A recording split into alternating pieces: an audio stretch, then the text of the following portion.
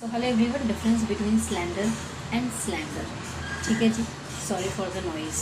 हमारे यहाँ पे एक ताजमहल बनना शुरू हो गया ना, तो रोज़ उसकी खट खट खट खट खट आती है। I am sorry for that. Okay, anyway let's back to the point. So slander and slander दोनों की प्रोनाउंसिएशन तो सेम है, बट स्पेलिंग और मीनिंग दोनों का अलग है। ठीक है जी, अगर मैं बात करूँ SLENDER स्लैंडर की, तो इट हैज़ टू मीनिंग्स।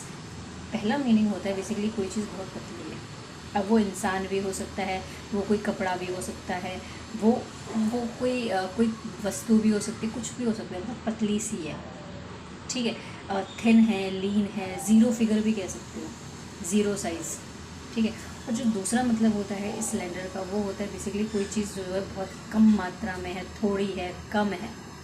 ठीक है, छोटा है कोई चीज़, इस सेंस में भी यूज़ कर सकते हो। ओके, और अगर मैं बात करूँ SLANDER सिलेंडर की, इस सिलेंडर का मतलब होता है बेसिकली आप किसी को उतार रहे हो, किसी को नीचा दिखा रहे हो, आप कह सकते हो।